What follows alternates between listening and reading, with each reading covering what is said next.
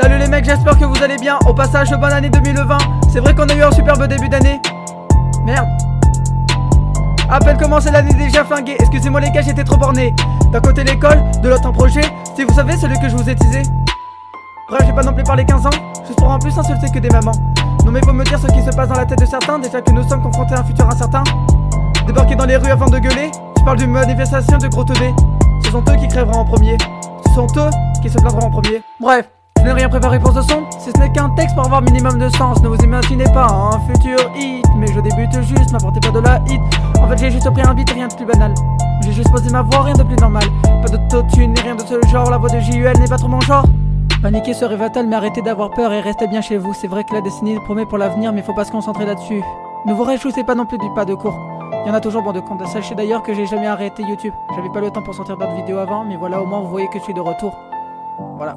Et les médias, fermez bien toutes vos gueules. Effrayez les Français pour de l'audience, vous vous foutez de ma gueule. Arrêtez de tout traumatiser pour faire rediquer. Sinon bientôt je vous promets que vous allez vous tirer. Je sais que je généralise car certains tentent de rassurer. Mais il y en a tellement peu que ça me fait stresser. Les médias faux, ils ont le don de m'énerver. Si je le pouvais, je vous aurais bien tabassé.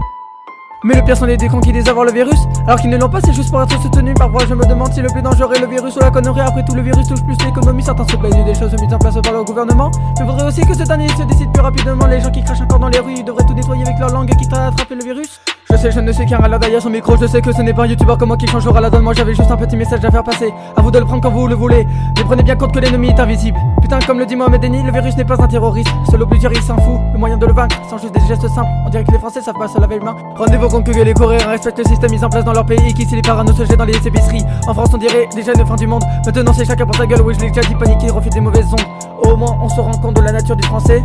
Il est égoïste, au moins dérapage, il se met à paniquer. El Patrick.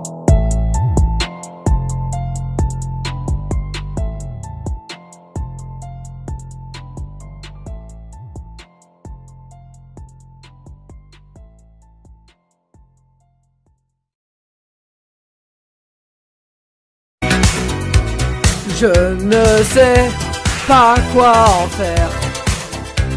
Les rageux de l'enfer, je les mets dans ma poubelle.